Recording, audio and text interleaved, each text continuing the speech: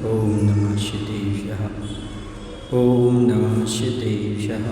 प्रणिपत्यवर्धमानं प्रश्नोत्तररत्नमालिकां वक्षे नागनरामरवन्द्यं देवं देवादिवं वीरं देवं देवादिवं वीरं। बोलिए अहिंसा परमो धर्म की। दयादि श्री महावीर भगवान की। आचार्य कुंद महाराज की। आचार्य गुरुदेव भगवान श्री विद्यासागर जी महाराज की।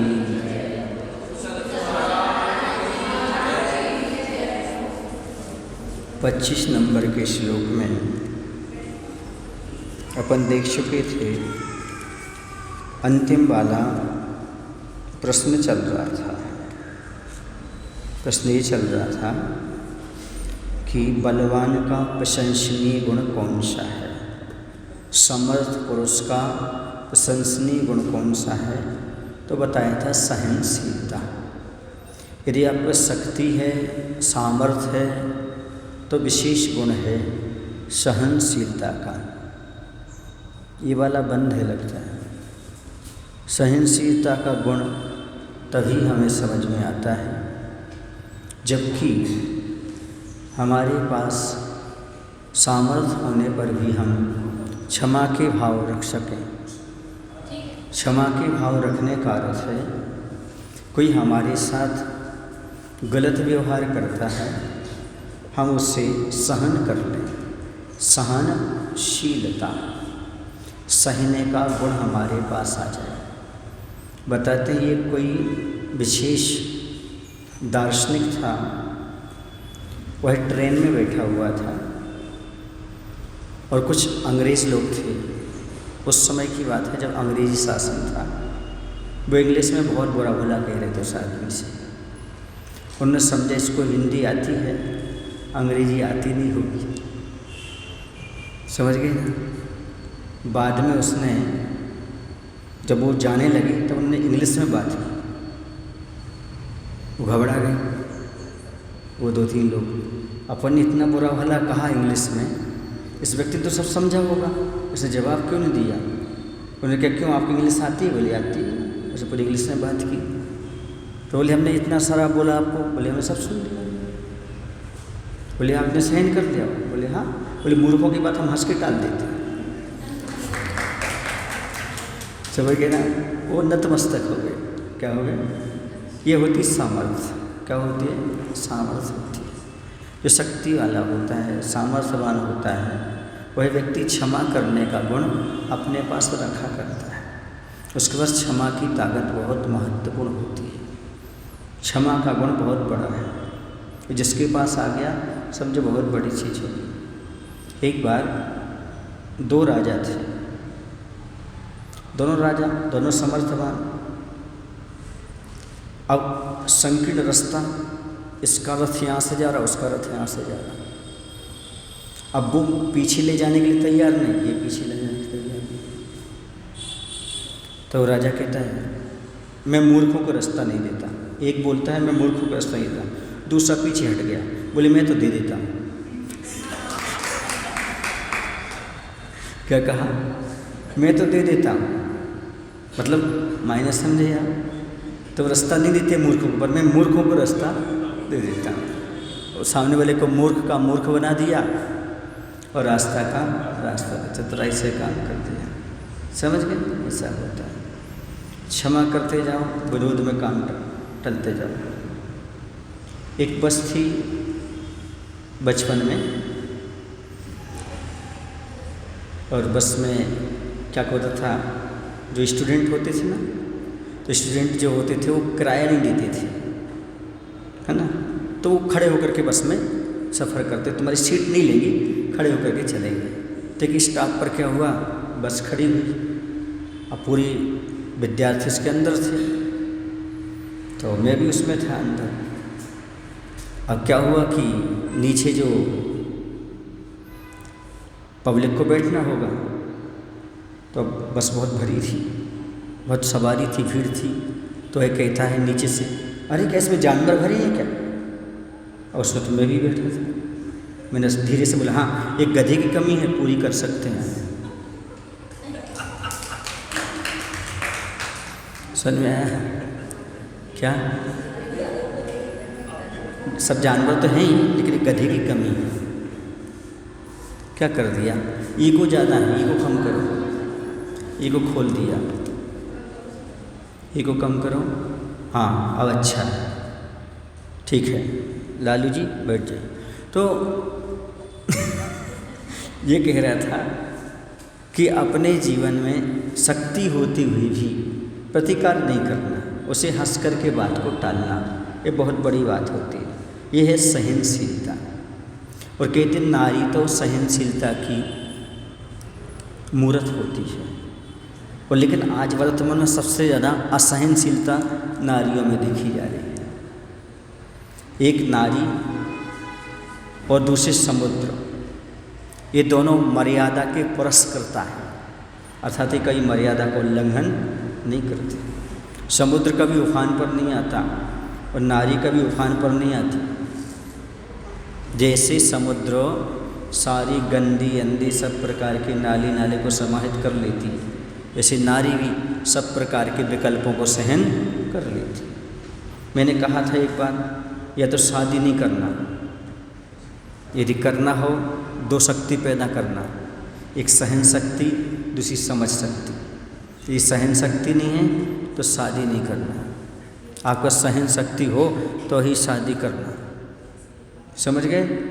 क्योंकि शादी के बाद कितना सहन करना पड़ता है और खुशी से रहना पड़ता है, सब सहन करते हुए। समझ गए ना? हाँ, यहाँ ये काम किए 5 मिनट नहीं हुए, दौड़ के ला के बाहर भागना पड़ता है, क्या क्या करना पड़ता है। ये सहन शक्ति बहुत चाहिए। क्या करे तुम्हारी तो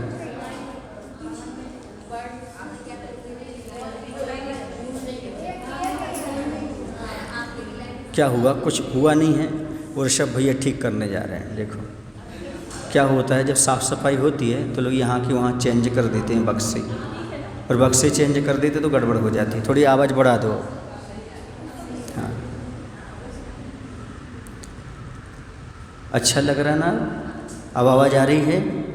चलो ठीक है। वो ऋषभ भैया सब अच्छा कर देते हैं, उनको पहले से बता दिया करवा। हाँ ठीक है।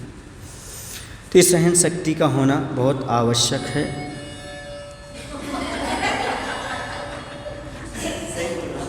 सही बोला।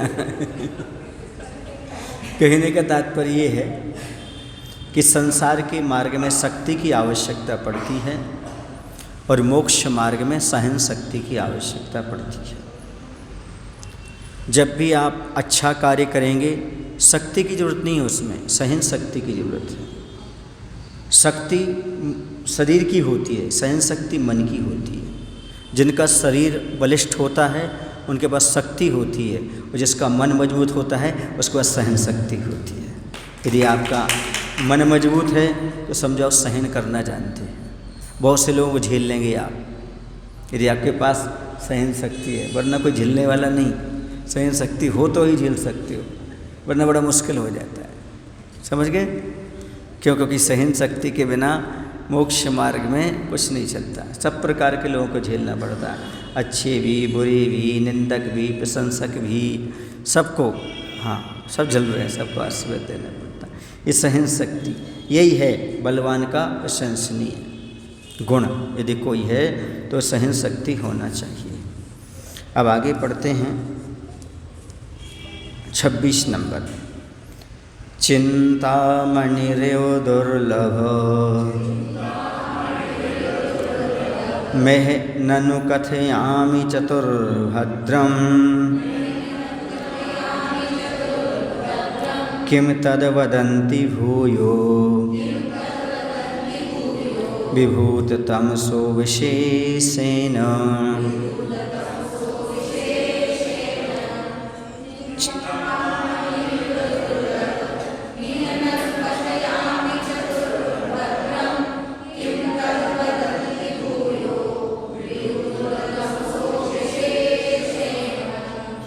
चिंतामणि येव दुर्लभम, चिंतामणि रत्न के समान दुर्लभ यह इस संसार में किम क्या है। ननु निश्चय से चतुर्भद्रम, 4 भद्र हैं। कितने भद्र हैं? 4 भद्र हैं। तो कह रहे विधूत तमसः, विधूत माने नष्ट कर दिया है, तमस माने अंधकार, अज्ञान का अंधकार, जिन्होंने ऐसे विशेषण विशेष रूप से तद्वदंती, उसी का कथन करते हैं। किसका कथन करते हैं? उसी चीज़ का कथन वो करते हैं। तो कैसे करते हैं? कथयामी, उसी को मैं कहता हूँ, उसी को मैं कहता हूँ। क्या कहता हूँ? इसका इतनी अर्थ है। इसका कितना, इस श्लोक का इतनी अर्थ है। कितना अर्थ निकला कि चिंतामणि रत्न के समान दुर्लभ इस संसार में क्या है? तो बोलो 4 भद्र हैं। भद्र माने कल्याणकारी चीज़ को भद्र बोलते हैं। किसको? जो कल्याणकारी चीज़ हों वो भद्र कहलाती हैं। तो कितनी हैं? तो उन्होंने कहा वो 4 हैं। इसे किन्होंने कहा है? जो अज्ञान अंधकार से रहित हैं। अज्ञान अंधकार से रहित कौन है? केवली भगवान कह सकते हैं, गणधर परमेश्वरी कह सकते हैं, ये हैं। इन्होंने ऐसा कहा है, उसी को मैं कहता हूँ।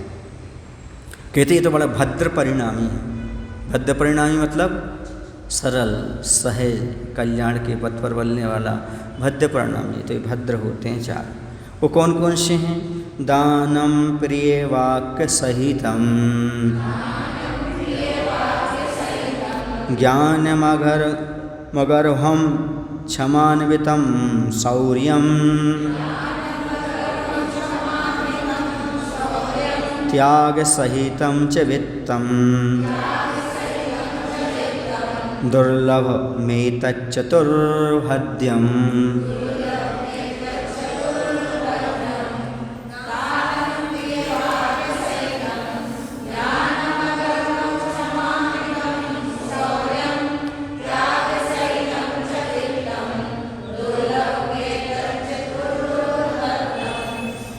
हाँ, सबसे पहला कहा प्रिय वाक्य सहितम दानम, प्रिय वचनों के साथ दान। अगर हम गर्भ रहित ज्ञानम, ज्ञान, क्षमान्वितम, क्षमा सहित शौर्यम, शौर्य, 6 और त्याग सहितम, त्याग के साथ वित्तम, धन, एतम चतुर्भद्रम, यह 4 कल्याणप्रद दुर्लभ बातें हैं। अच्छे सुन लो, इम्पॉर्टेंट क्वेश्चन है। चिंतामणि के समान दुर्लभ इस संसार में क्या है? तो पहली बात है प्रिय वचन सहित दान देना। दूसरा है गर्भ रहित ज्ञान का होना। चौथा है क्षमा सहित शौर्य होना, जो पहले अपन पढ़ करके आए। त्याग सहित धन होना। ये 4 भद्र बताए दुर्लभ हैं। तो सबसे पहले अपन पहली पर चर्चा करते हैं। हे भगवान, इस श्लोक में चिंतामणि के समान दुर्लभ क्या चीज़ें हैं? तो 4 भद्र हैं। वे भद्र कौन कौन से हैं और किसने कहे हैं? तो अज्ञान अंधकार के क्षय से जो पवित्र आत्मा हुई हैं, वे भगवान ऐसा कह रहे हैं।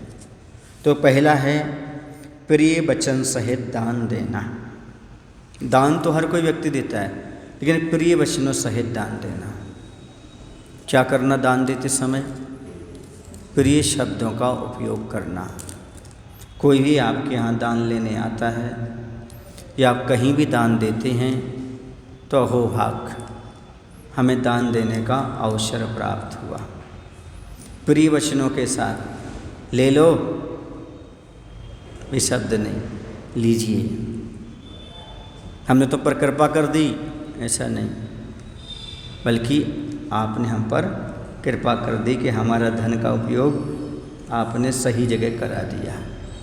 ये मात्र मुनि के लिए नहीं कि मुनिराज को दान दे रहे। कोई भी आपके यहाँ लेने आता, मांगने आता, चंदा मांगता, कुछ भी काम करता है धार्मिक अनुष्ठान के लिए, तो प्रिय वचनों सहित आपको दान देना चाहिए।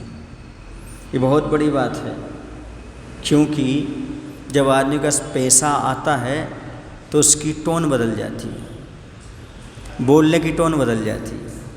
टोन समझते हो? उसका लहजा बदल जाता है। जैसे ही पैसा बढ़ा वैसे आदमी का मुंह खुला। कहते हैं कि आदमी नहीं बोलता, पैसा बोलता है। क्या बोलता है? पैसा बोलता है। एक बार एक पत्नी थी, वह कहीं सफ़र में जा रही थी, साथ में कोई था नहीं। उसने अपने पति से कहा हमें पैसे दे दो। बोले हैं तो, बोले और दे दो। बोले क्यों? बोले बोलते हैं पैसा बोलता है, रास्ते में बोर नहीं होंगे हम, वो बोलता रहेगा पैसा। क्योंकि कौन बोलता है? पैसा बोलता है। पैसा बोलता नहीं है, सुधार करो। पैसा बुलवाता है। क्या? पैसा बोलता नहीं है। कौन बोलो? पैसा बुलवाता है। जैसे पैसा आता है तो आदमी बोलना सीख जाता है, नहीं बोलते हुए भी बोलना सीख जाता है, बोलता रहता है। पैसा तो खनकता है, क्या करता है? और रुपया तो खनकता भी नहीं है ना। पैसा उड़ता है, रुपया उड़ता है, पैसा खनकता है। तो जैसे पैसा आया तो आदमी बोलना सीख जाता है, और जब रुपया आता है तो आदमी उड़ना सीख जाता है। समझ गए? ये स्थिति हो जाती है इसकी। इसलिए दान दे और प्रिय शब्द के साथ बहुत मुश्किल। कई लोग दान तो दे देते हैं, उनके बाद में कहो भैया दान दो, कर्जा थोड़ी लिया था, दे देंगे, चुका देंगे, पहुंच जाएगा, बार बार मत आया करो। ऐसे शब्दों का भी लोग उपयोग करते हैं। उनके लिए कहा जा रहा है दुर्लभ है प्रिय शब्दों के साथ क्या करना? दान करना। लोग बहुत मुश्किल से पैसा निकाल पाते हैं, समझ गए? जैसी बड़ी मुश्किल से पैसे निकाल पाते, वैसे बड़ी मुश्किल से प्रिय शब्द निकाल पाते हैं। प्रिय शब्दों का उपयोग बड़ी मुश्किल से कर पाते हैं, क्योंकि टोन ही बदल जाती है उसकी। पैसे वाले ढंग से बात नहीं करते, उनको थोड़ा बहुत अहंकार तो आ ही जाता है। वो समझते हैं कि हमारे बिना तो कुछ काम ही नहीं चलेगा, हमारे बिना कुछ चलने वाला नहीं। इसलिए उनके उसमें शब्दों में क्या आ जाता है? प्रियपना समाप्त हो जाता है, अप्रियपना उत्पन्न हो जाता है। ले जाओ, हो जाएगा, कर लेंगे, ऐसे शब्दों का उपयोग करते हैं। तो ये कौन बुलाता है? पैसा बुलाता है। जैसे आदमी के अंदर भूत आ जाए ना, तो आदमी कुछ का कुछ बोलता रहता है। ऐसे पैसा का भूत चढ़ जाए आदमी को तो बहुत कुछ बोलता रहता है। अकड़ आ जाती है, पैसे आ जाता है, अकड़ आ जाती है। क्यों नहीं आएगी? निश्चित आएगी अकड़, पैसा है। पूछो क्यों आती है? पूछो ना क्यों आती है? क्योंकि परिग्रह है। परिग्रह पाप को बढ़ाएगा, कम थोड़ी करेगा। परिग्रह पाप को बढ़ाएगा, पाप को कम थोड़ी करेगा। उसके आने से पाप बढ़ेगा, पाप बढ़ेगा तो बस आपके भाव बढ़ जाएंगे, है ना। हाँ, मैं तो कई बार कहता हूँ आप लोग भाव बढ़ाया करो। वो जब तक भाव नहीं बढ़ेंगे आपके, तब तक कल्याण नहीं होगा। कौन से भाव? निर्मल भाव। जब तो निर्मल भाव नहीं बढ़ेंगे भावों के, तब तक कल्याण नहीं होगा। लेकिन वो भाव मत बढ़ाओ। कौन से? जो बाजार के बिक जाते हैं, जो बाजार वाले खरीद लेते हैं। पैसा आए जाए चाहे जाए, आपके भाव बढ़े रहें, वो भाव महत्व के हैं। ऐसा नहीं पैसा आया तो भाव बढ़ गए, गया तो डाउन हो गए, वो वाले भाव नहीं। अच्छे निर्मल भाव बनाओ, पवित्र बनाओ, भाव मत बढ़ाओ। उस पैसे से कुछ भी होने वाला नहीं है। इसे दान तो दो, लेकिन दान देते समय क्या होना चाहिए? गर्व नहीं होना चाहिए, अहंकार नहीं होना चाहिए। कुछ लोग ऐसे होते हैं, धनवान तो होते हैं पर दान नहीं करते। क्या नहीं करते? दान नहीं करते। उनके लिए भी यही कहा जा रहा है कि आपके लिए दान करना चाहिए। जैसे चंद्रकांत मणि में जब तक चंद्रमा की किरणों का स्पर्श नहीं होता, चंद्रकांत मणि होती है, उसमें जैसे चंद्रमा की किरणों का स्पर्श हो जाता है तो उसमें से पानी झरने लगता है अपने आप। चंद्रकांत मणि में से क्या निकलने लगता है? अपने आप पानी निकलने लगता है उसकी किरण पड़ते ही। उसका नाम है चंद्रकांत मणि। उसकी कोई प्रतिष्ठा नहीं होती।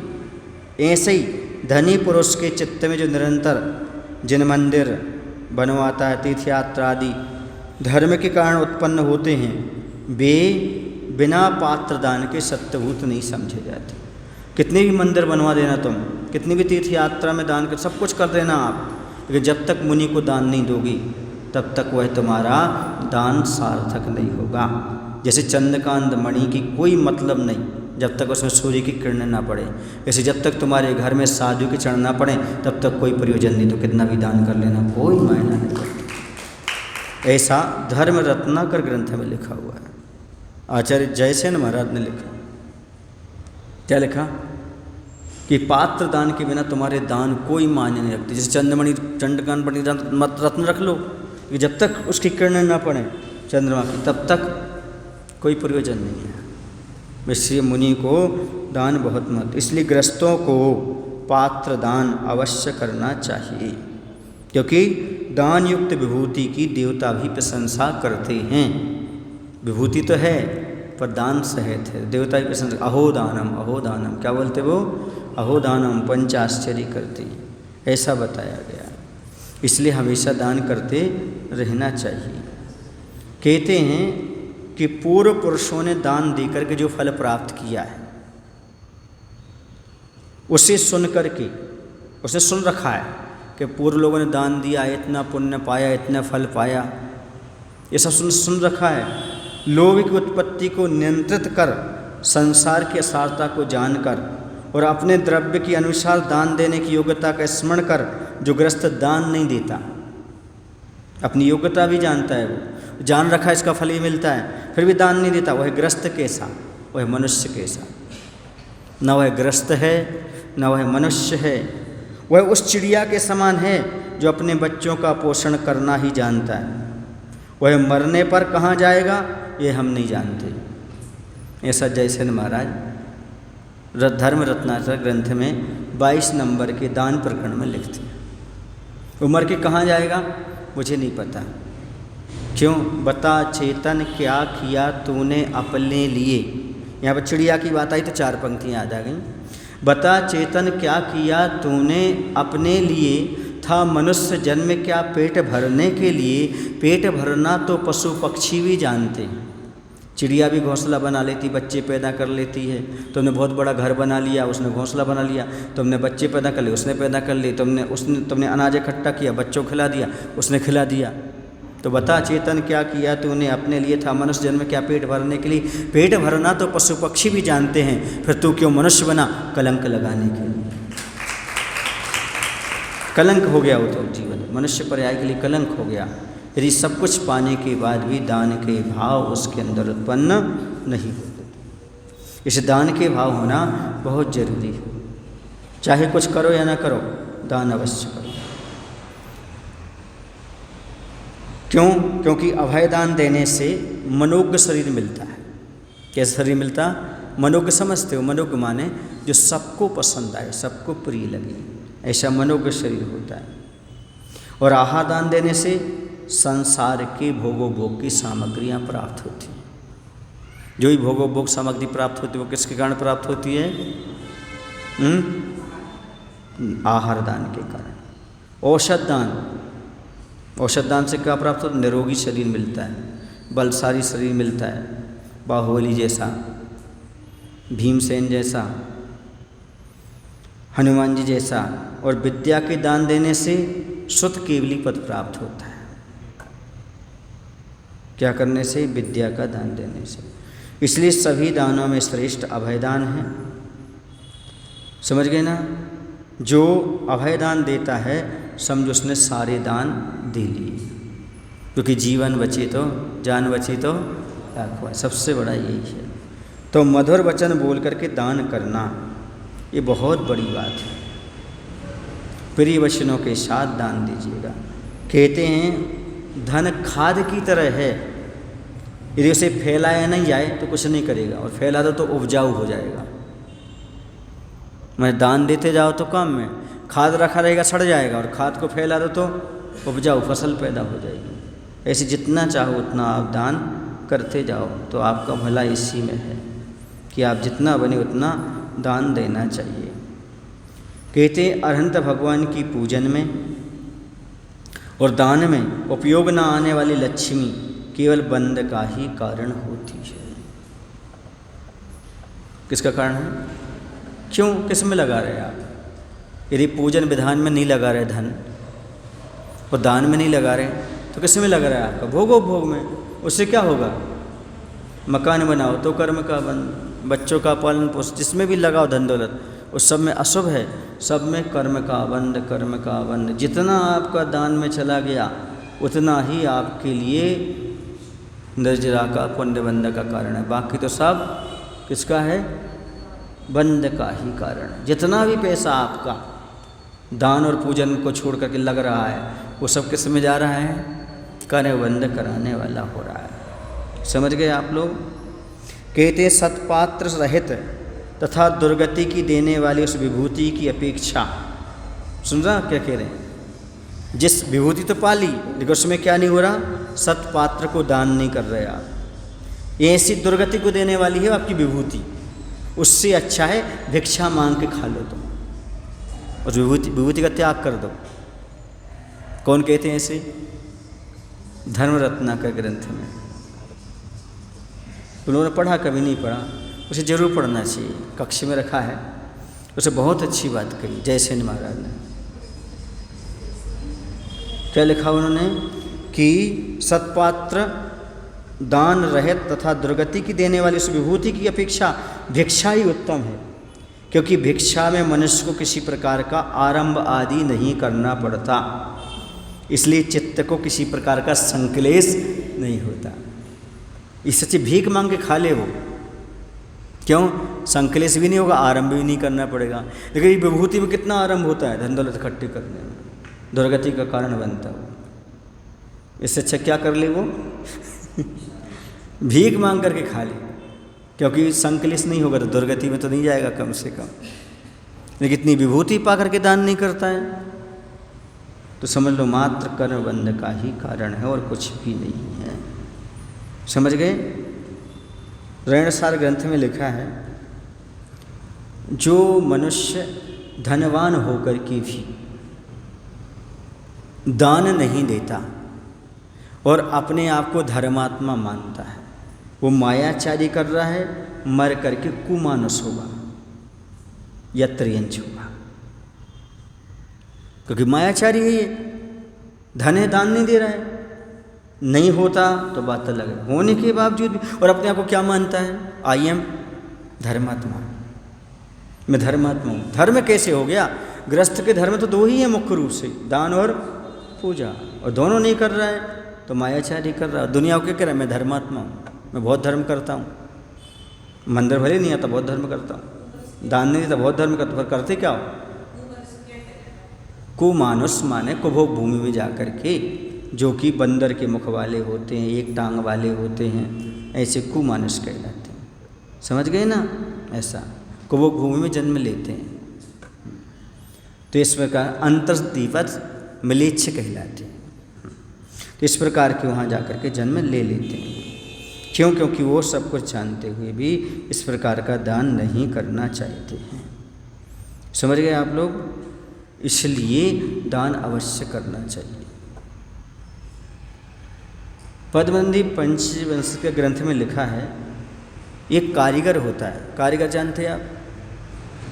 वह दीवार बनाने वाला, दीवार उठाता जाता है, ईंटें जमाते जमाते जमाते, जितनी वो ऊपर ईंटें जमाता जाता है उतना खुद ऊपर उठता जाता है। क्या होता जाता है?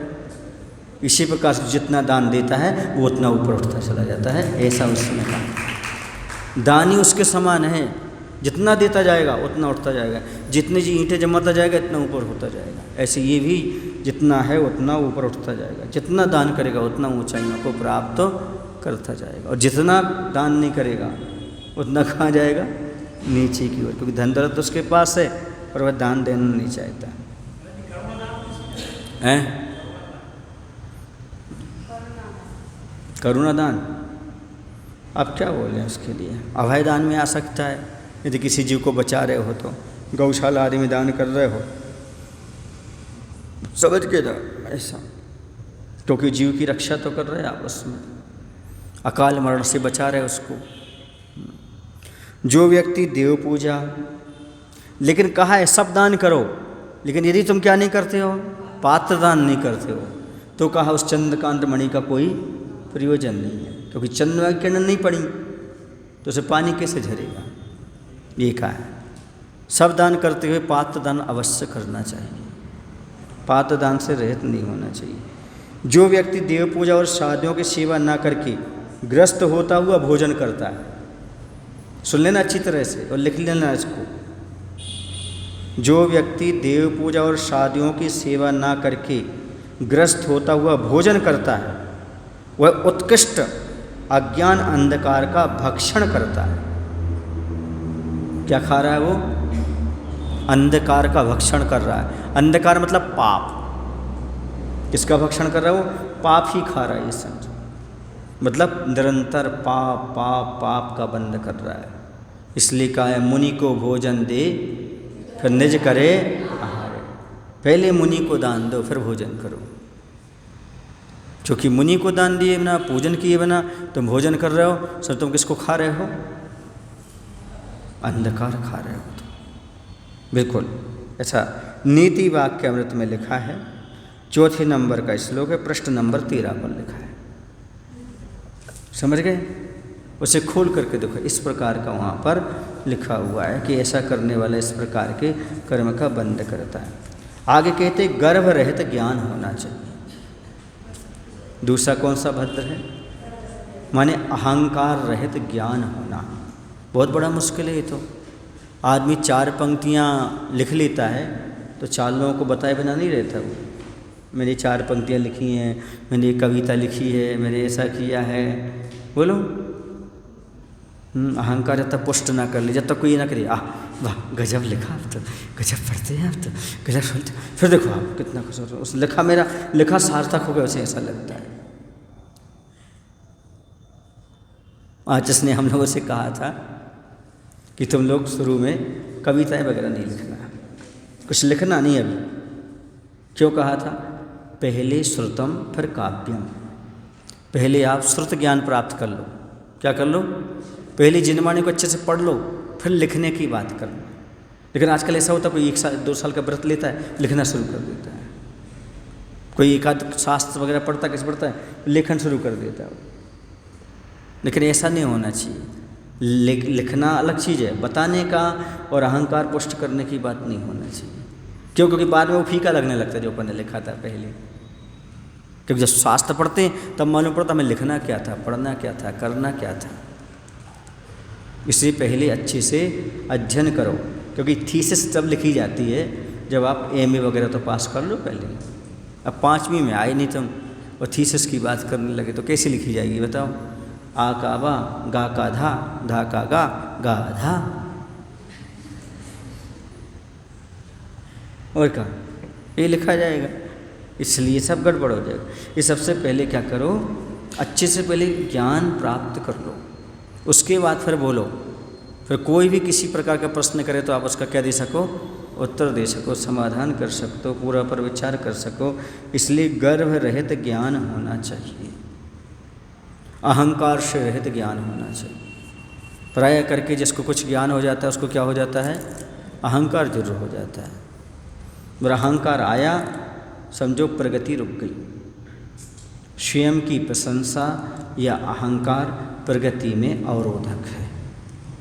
यदि प्रगति करना चाहते हो तो अहंकार मत करो।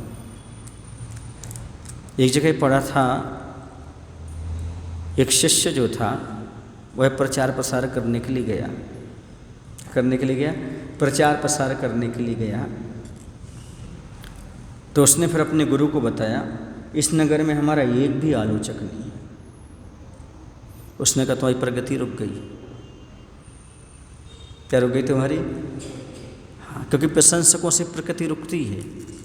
ये कहता आलोचक हो तो अपन को अपनी गलती सुधारने का मौका मिलता है, हमें आगे बढ़ने का अवसर मिलता है। नहीं, ये हम यहाँ रुक गए, हमें और बढ़ना था। इसलिए प्रशंसक से ज़्यादा क्या होना चाहिए? आलोचक होना चाहिए। क्योंकि विरोध प्रचार की कुंजी तो है ही, लेकिन हमें सुधारने का भी बड़ा तो अहंकार नहीं आना चाहिए। ये लोग अहंकार पैदा नहीं होने देते। आलोचक अहंकार पैदा नहीं होने चाहिए। अरे वो बता तुम्हारी ये कमी है, अरे अभी सुधार करना। तो अहंकार किस चीज़ का करते हो? समझ गए? इसलिए गर्व रहित ज्ञान होना चाहिए। एक मूर्तिकार था, उसका पुत्र था। पुत्र ने अपने पिता से भी अच्छी मूर्ति बनाई, लेकिन कभी पिता ने क्या नहीं की? प्रशंसा नहीं, कभी प्रशंसा नहीं की उसने। उसे लगता था कि मेरे पिताजी ही मेरी प्रगति में कौन है? बाधक है। उसने एक बार मायाचारी की। उसने किसी दूसरे के नाम से अपनी मूर्ति बनाकर उनके सामने रखी। अरे वाह, पिताजी को पता नहीं था ये हमारे बेटे की मूर्ति है। बोले कितनी सुंदर मूर्ति है, वाह कितना अच्छा कलाकार होगा जिसने ये मूर्ति बनाई होगी। तो वो ताली बजा देगा, वो ये मूर्ति हमने कल बनाई थी तो आपने बुराई कर दी थी, और आज दूसरे के नाम से बनाई तो आपने प्रशंसा। बोले बेटा हम तुम्हें यही देखना चाहते थे, हम ये चाहते थे कि तुम्हारी मूर्ति में कोई गलती ना निकाल सके, इसलिए मैं तुम्हारी गलतियाँ निकालता था। आज तुम्हें ऐसे हो गए, यदि मैं शुरुआत में कहता बहुत अच्छा, बढ़िया, बहुत अच्छा, बहुत अच्छा, पर वहीं तुम्हारी प्रगति रुक जाती। हम तो कर लेते, बन जाता हमसे, अहंकार आ जाता, और जहाँ हमने तुम्हारी बुराई निकाली तुम और निखार लाते रहे, और निखार लाते रहे, और निखार लाते रहे। तो ये है प्रशंसा से प्रगति रुक जाती है और आलोचना से प्रगति बढ़ती जाती है। इसलिए आलोचना का क्या करो, स्वागत करो। आज जिसने लिखा है हाइको में, कुछ याद नहीं आ रहा, यही कहा है, आलोचना का क्या करो, सम्मान करो, स्वागत करो। लोचन सहित आलोचना हो तो स्वागत है। यदि आँख खोल के आप आलोचना कर रहे हो सही सही, तो उसका हम स्वागत करते हैं। हाँ, ये हमें करना बहुत जरूरी है। जैसे आचार्य जी के बहुत सारे पद्यानुवाद हुए और मुखमाटी पर समीक्षाएँ लिखी गईं, तो एक सज्जन ने जब आचार्य की नरक पतन से भीत हुए योगी भक्ति की समीक्षा की, तो उसने लिखा, मैं इनके ज्ञान के लिए प्रति नम्रीभूत हूँ, लेकिन मैं इतना अवश्य कहना चाहता हूँ, इन्होंने शब्दार्थ नहीं किया, भावार्थ किया है। पद्यानुवाद नहीं किया इन्होंने, भावानुवाद किया है। क्यों? कि उन्होंने एक चीज डाल दी उसमें, ज्ञानोदय गुणगान करी। क्या डाला उसमें? ज्ञानोदय। क्योंकि पद्यानुवाद होता तो ज्ञानोदय शब्द तो है ही नहीं उसमें, किसमें? इन्होंने पद्यानुवाद नहीं किया, ये भावानुवाद किया है। समझ आया? तो उसने प्रशंसा भी लिखी कि आपने लिखा है, लेकिन ये भी लिख दिया कि आपने ये लिखा है। जब मुखमाटी की समीक्षा चल रही थी तो अभय सागर जी हम लोग बैठ करके उसका क्या करते थे, करेक्शन करते थे। तो एक समीक्षा आई, उस समीक्षा में लिखा था, एक साधु 9वीं पास इतनी शुद्ध हिंदी लिख सकते हैं, इसकी हम परिकल्पना नहीं कर सकते। लेकिन मुझे लगता है ये कन्नड़ भाषी होने से कड़री शब्द क्यों लग गए, क्योंकि हिंदी साहित्य में कड़री शब्द नहीं बनता, कड़क बनता है, कड़क। पहली रोटी रसोइये की, पाक शास्त्री की कड़री रोटी बनती है। ये कड़री शब्द तो है ही नहीं हिंदी भाषा। हो सकता है चूँकि ये कन्नड़ भाषी हैं इसलिए उनसे चूक हो गई। समझ गए ना? समीक्षक सब लिखता, लेकिन ये समीक्षक है, समीक्षा है, समालोचना है। कड़री शब्द है ही नहीं। कड़रा, कड़रा शब्द कहाँ बनता है हिंदी में? कड़क बनता है, कठोर बनता है, कड़रा नहीं बनता। कड़री रोटी बनती है। लिखो सो पाक शास्त्री पढ़ के है, कितना भी अभ्यस्त हो लेकिन पहली तो रोटी कड़री बनती है। तो ये होते हैं समीक्षक, समीक्षा करने वाले। एक एक शब्द को पकड़ते हैं, आपने कहाँ बोला कहाँ नहीं बोला। सागर कटरा बाजार में प्रवचन कर रहा था, आदिनाथ जयंती का पर्व था, अजय सागर जी थे, हम थे, पशुधन सागर जी थे। तो एक कोई प्रोफेसर बैठे होंगे, हिंदी के प्रोफेसर थे। हमारा 13 मिनट का प्रवचन था मात्र। वो सुनने के बाद मेरे पास आए, नमस्ते बोलते हैं, महाराज जी मैं हिंदी में प्रोफेसर हूँ। अच्छा सी बात, मैं आपका प्रवचन सुन रहा था। और बोलता है एक गलती मिली मुझे आपके प्रवचन में। बोलिए आपने सा का सा बोल दिया था। क्या बोले? सम सत्तु बंधु बग्गो। माइक में कभी भी सीटी से शम सत्तु ऐसा निकलता है। हाँ, बोले आपने सा का सा बोल दिया था, प्राकृत में सा नहीं होता। क्या नहीं होता? हिंदी है, और आपके मुख से सा निकल गया था।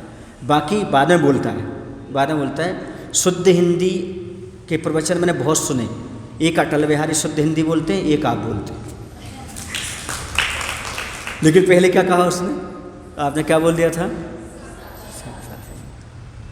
बोले ये मत समझे कि अपन जो बोल रहे हो वो बहुत सारे विद्वान रहते हैं, वो सब समझते हैं आपकी भाषा, आपकी शैली। अब इसलिए वो कुछ नहीं कहते आप विद्वान हैं, आप पूज्य हैं, आप इस प्रकार के हैं, लेकिन वो पकड़ तो लेते कि आपकी भाषा में कहाँ कैसा कैसा हो। जैसे मान लो हम लोग इंग्लिश बोलते तो हम लोग की भाषा है नहीं, अब कुछ का जो उच्चारण है ना कुछ यहाँ का वहाँ हो ही जाता है। ये आप लोग समझते होंगे जो हिंदी इंग्लिश पढ़ने वाले होते हैं, समझ में आ रहा है, पर भाव आप समझ जाते क्या चीज़ है।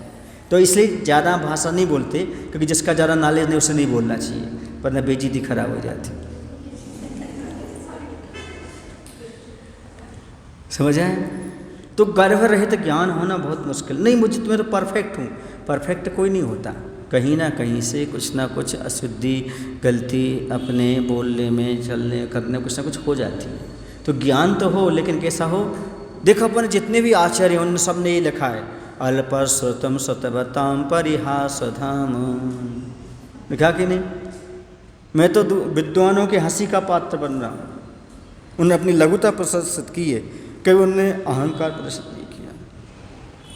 एक सज्जन हमसे बोले, महाराज जी आपने बहुत अच्छा साहित्य लिखा, बहुत सारी कविताएं लिखी। मैंने कहा मैंने एक अक्षर नहीं लिखा। हैं? ये किसकी हैं? मैंने कहा बताओ कौन सा अक्षर लिखा? आ बा सा दा, कौन सा लिखा मैंने? ये तो पहले से लिखे थे। कौन सा अक्षर लिखा बताओ?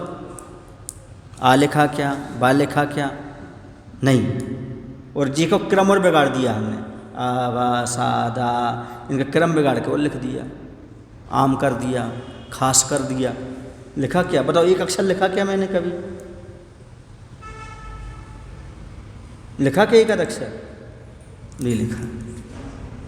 सुन में है ना, ये सब लिखे हुए हैं पहले से आवासा। हमने क्या लिखा? कुछ नहीं लिखा, जोड़ जाड़ करके उसी को कर दिया, तो क्या लिखा उसमें? एक दिन मैंने सागर पर कविता लिखी, एक दिन मैंने पर्वत पर कविता लिखी, एक बार मैंने मानवता पर कविता लिखी, एक दिन मैंने गुरु पर कविता लिखी, एक दिन मैंने भगवान पर कविता लिखी, एक दिन मैंने देवताओं पर कविता लिखी, एक दिन मैंने दुनिया पर कविता लिखी। पर वो कागज बोला सब तुमने हम ही पर तो लिखी। क्या तुम भगवान पर लिखने गए थे? क्या पहाड़ पर लिखने गए थे? उस दिन से मैंने लिखना ही बंद कर दिया, कागज़ पर लिखने लग गया। और कागज़ पर लिख दिया, काश मेरा जीवन एक कोरा कागज़ बन जाए जिसमें मेरे गुरुवार की तस्वीर उभर आए।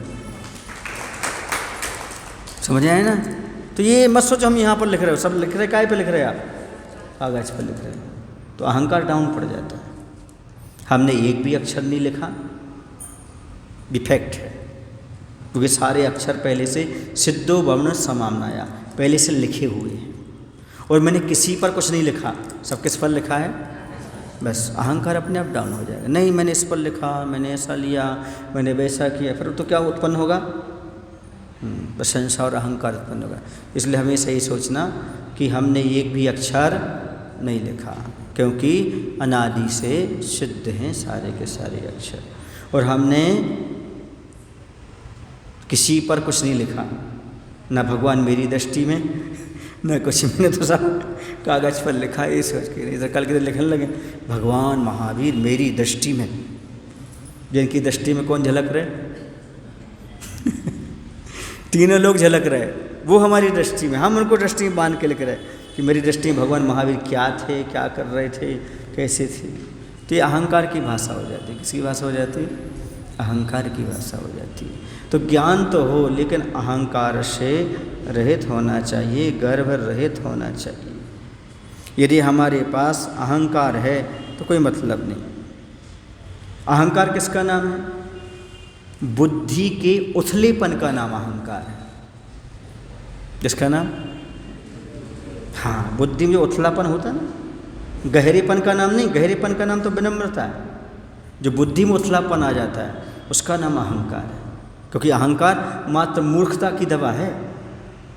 माने मूर्खता के दर्द को थोड़ा सा कम कर देती है, बाकी और अहंकार से कोई प्रयोजन नहीं, कुछ मिलने वाला नहीं है, कुछ भी प्राप्त होने वाला नहीं। इसलिए अहंकार से रहित ज्ञान होना चाहिए, वही हमारे लिए कुछ दे सकता है।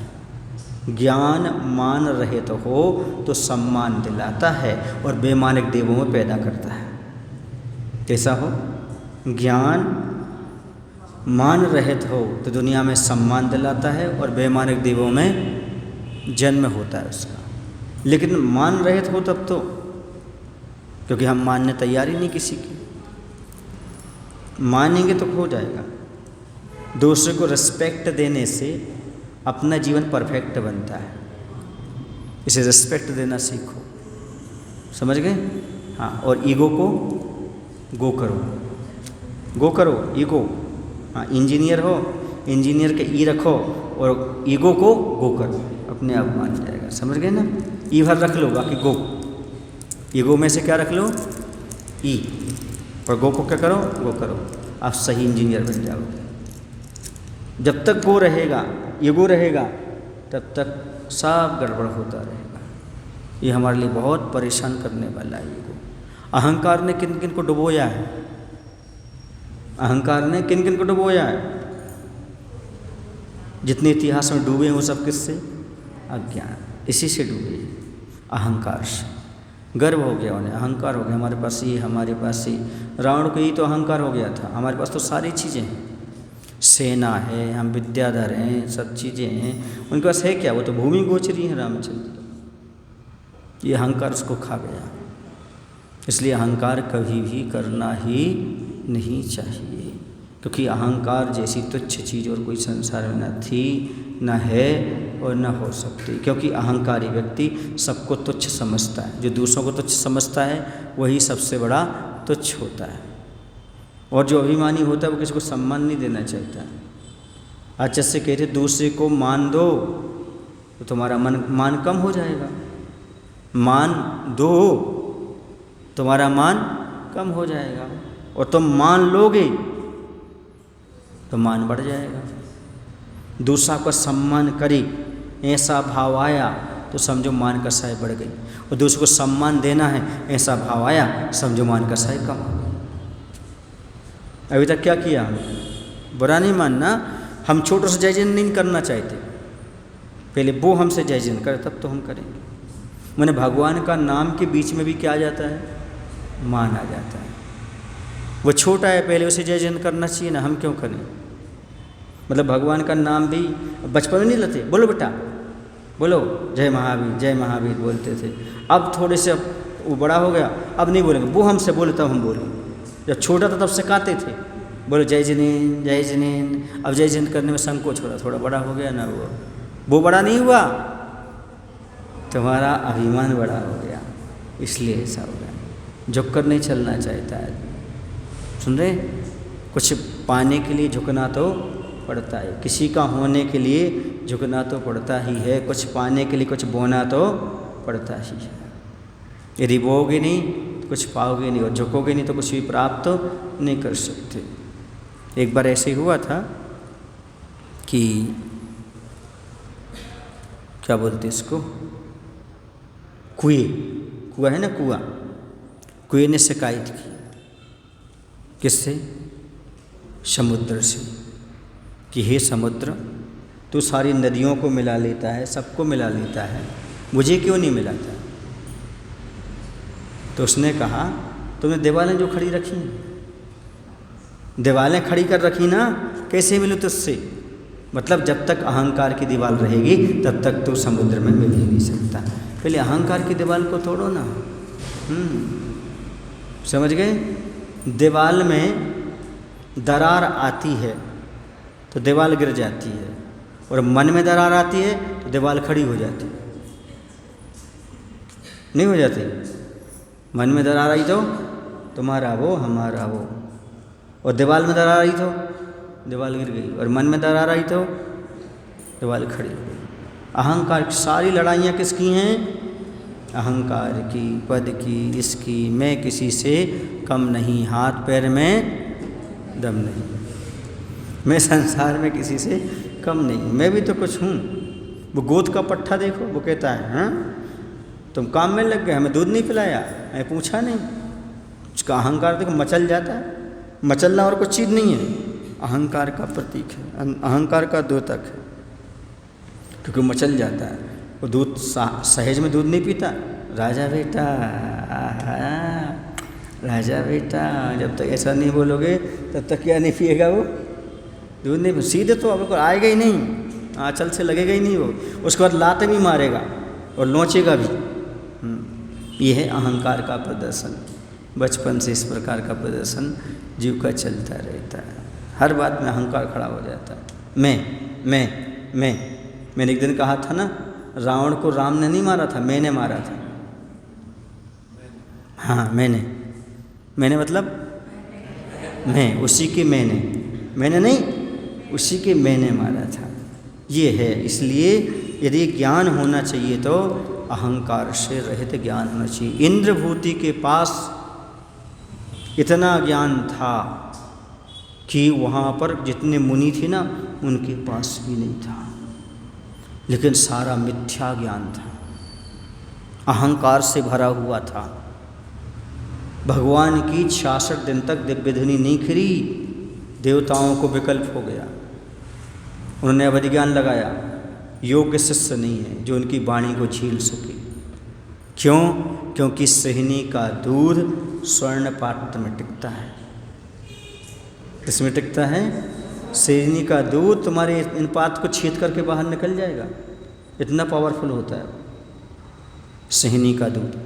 स्वर्ण पात्र के अलावा किसी पात्र में नहीं ठहरता, छेद करके बाहर। ऐसी भगवान की दिव्य ध्वनि, पात्र चाहिए, झेलने वाला चाहिए।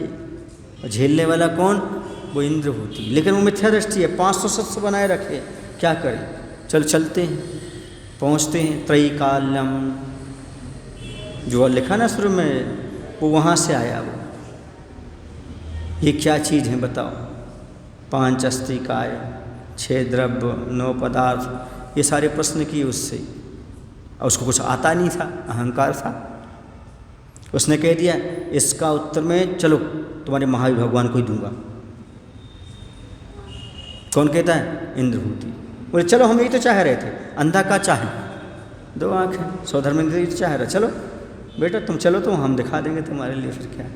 और जैसे ही भगवान महावीर तो दिखे नहीं, मात्र मानस में दिखा, और बस उसका मान गला, अहंकार गला, उसका ज्ञान सम्यक ज्ञान हो गया, गर्भ रहित हो गया, गर्भ रहित ज्ञान हो गया। गर्भ रहित ज्ञान हो गया तो गर्भालय में फिर वैसे ही नहीं कर पाए। और जैसे ही भगवान के सामने गया, अब कहाँ प्रश्न पूछने की बात? दीक्षाम देहि, मुझे दीक्षा प्रदान करें भगवान, दीक्षा प्रदान करें, मैं आपका शिष्य बनना चाहता हूँ। यह है गर्भ रहित ज्ञान की महिमा। और गर्भ सहित में पड़ा था मिथ्यात्व, भटकते रहो।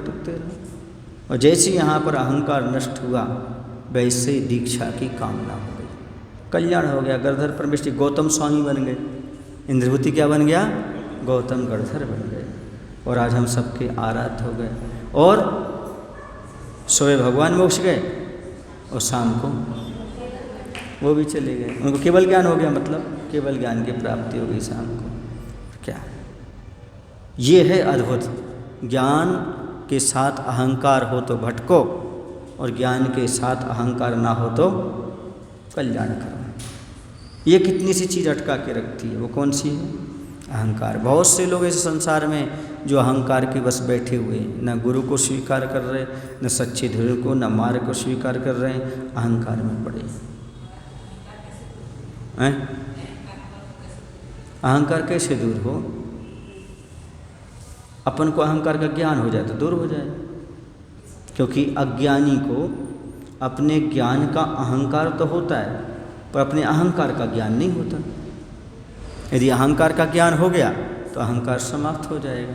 या फिर ऐसा करो, ऊंट पहाड़ के नीचे पहुंच जाए तो उसे मालूम पड़ जाए कि हम कितने ऊंचे हैं, अब आया ऊंट के नीचे। ऐसे कोई उसको मिल जाए तत्वज्ञानी, ताकि उसका अहंकार चूर चूर हो जाए, वरना तो मुश्किल है। और पंचम काल में अहंकार छूटना तो बहुत मुश्किल है। अहंकार और ममकार, ये मेरा अधिपत्य और अहंकार। आचार्य से कहते सबसे बड़ा अहंकार तो यही है, आचार्यों की भाषा पूरी उतार के लिख ली और लिख दिया कॉपीराइट, सर्वाधिकार सुरक्षित लिखा रहता ना पुस्तकों पर। इन पुस्तकों वो सारी बातें कहाँ से ली हैं? आचार्यों से। पूरी चोरी कर ली और अब कोई ले नहीं छापोगे तो हमसे पूछ के छापो, सर्वाधिकार सुरक्षित। ये क्या है? इससे बड़ा और क्या प्रमाण चाहिए? किसका? अहंकार का। ये तो अहंकार है, तुमने सब आचार्यों से लेकर के अपने नाम पर थोप दिया और सर्वाधिकार सुरक्षित रख दिया, चल रहा है। तो इससे बचो। अब 2 बातें कल और रहेंगी। बोले महावीर भगवान की जय। आचार्य विद्यासागर जी महाराज की। बोधि समाधि परिणाम शुद्धि साधो